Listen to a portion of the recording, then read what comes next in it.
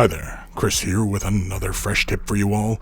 In this video we're going to continue our look at painting the Indomitus Necron Overlord, and in this video we are going to work on the Ankh and the little tabard things that are hanging from his, I don't know, his blingy collar thing. I don't know what the heck that's called, but anywho, we are going to continue work and we are going to maintain a consistent theme throughout our Necrons. So I'm going to use quinacridone magenta. This is a Liquitex ink. This is going to flow nice and easily along the model surface that has already been chromed. And I'm using a bit of water just to thin the color out ever so slightly. So you can see here as I move along each of these little plates, I am drawing the pigment up towards where I want the color to build the darkest. Similar how we normally glaze when we are moving pigment around on a surface. We are simply just finishing our brushstroke at the high point. As you can see, the color builds to a darkness as we finish the brushstroke. Now you can see some of the colors building in some of those little details and things like that. I'm not too concerned about it at the moment because here, as you can see, I will simply just draw the excess out. Basically all I do is I clean the brush off, dry it off really fast, and then draw the excess out. I'm also applying the color along the sides of these little armor plates. I am not doing those little sections that kind of connect each of these plates. I'm leaving those silver. If I do get some color on them, I'll probably just pick those out later on, but otherwise I'm not terribly concerned about them, or even the backside of them, as they're pretty much not visible. Once that first layer is dry, I'm going to begin building up more color. Now I'm going to use more magenta on this surface as I want to create the kind of transition that we created with the Royal Warden and his little cloak. Again, I want to maintain themes, so you can imagine as when we get to other models that have this kind of visual device on them, we are going to be doing a very similar effect. Again, I want to maintain consistency across all these models, and that's why it actually is kind of handy to take note and, be mindful of what you're doing when you are applying colors like this. Now, the thing to bear in mind here is this ink that I'm using is an opaque color. It actually has a slight translucency to it, but it's really more along the lines of an opaque color. Really quickly, I'm just going to fill in these little areas. Now again, I've thinned the color out just a little bit with water again, so that's why you see a lot of the silver kind of shine through. And even as it dries, we put 2 layers down on those little metal plates for his little tabard thingy, and you can see a lot of the silver shines through, and that's really a quality that we want. So basically, I just hit all these little details. I draw the excess out. Basically, I'm drawing them out towards where we build up to the sternum area, and the Ankh on his in his sternum area. It also is quite a bit of silver near the bottom, so I only did maybe about 3/4 of that device. Here, I'm simply laying a little bit more magenta in towards where it builds up to his shoulders, and of course the top of the device on his chest as well. Again, really, this is just to deepen up the color and so that we have this slight gradient once it all dries. Really quickly, we're going to move on to the head. You can see here, oops, I made a little boo-boo. And so really quickly, I just get some water on my brush and just draw the excess away. Now, because this model has been sealed and this model has been base coated in the fashion in which I've been doing the rest of the Necrons, there is that varnish layer between that. And so it's really easy to clean up little boo-boos like that as we work our way around.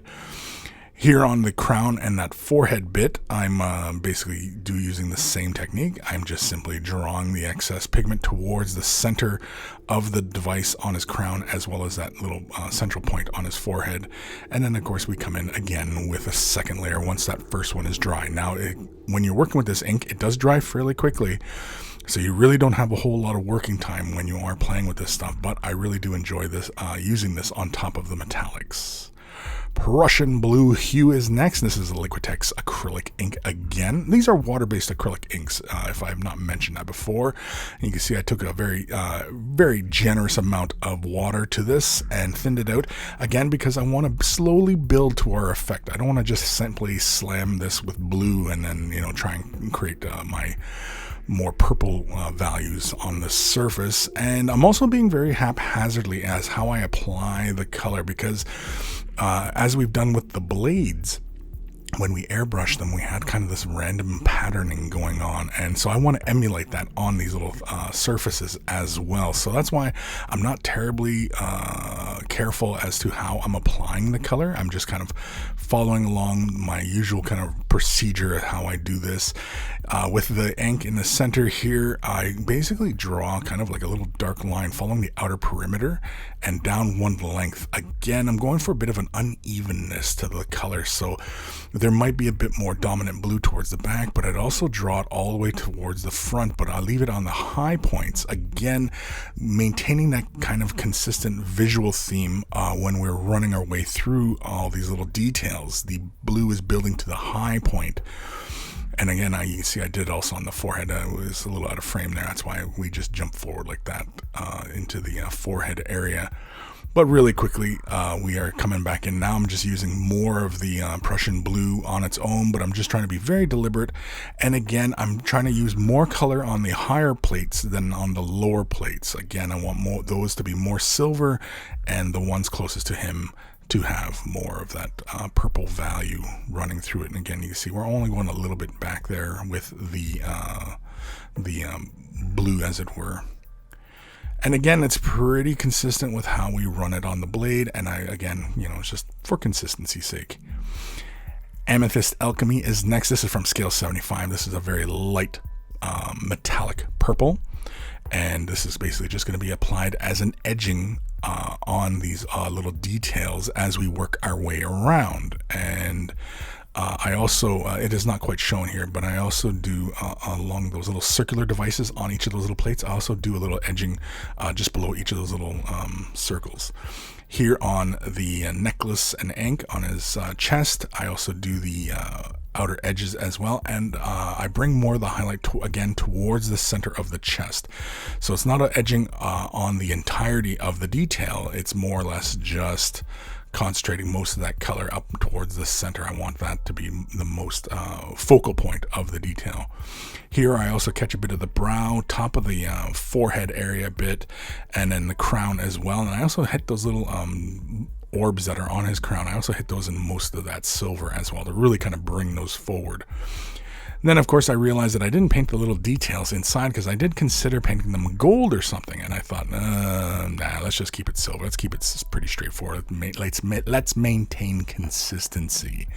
And so, as you can see, we are just simply going to catch those details. And I also catch the little raised surfaces inside the collar piece as well. I have no idea what that's called, whatever it is. I'm lost for words. But for the most part, I do apply the highlight over most of those runes, as it were. And when I am working with this paint, I draw it through the palette and then draw the brush to a point, but then I quickly use a rag to draw some of the excess paint out and then begin laying it on. That's how I usually maintain control like that.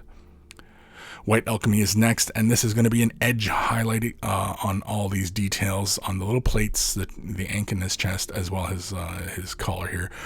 And this is to maintain that consistent kind of vibe throughout all these details, going a bit with a non-metallic metal vibe here. I'm just catching just the brow, and I'm also going to do just a little bit on the bottom of that symbol there on his forehead, as well as the symbol in the Ankh as well. And then I'll catch just the forward leading portions of those details. And then, of course, the armor plates that run up the, I don't know what that is. It's like tabard.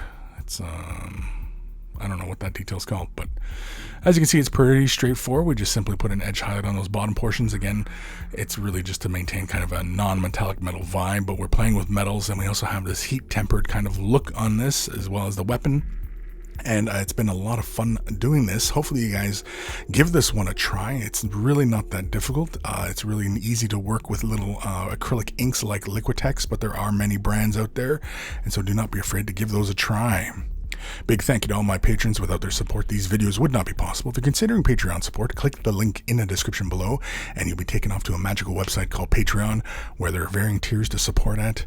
Take care of those brushes, and they will take care of you.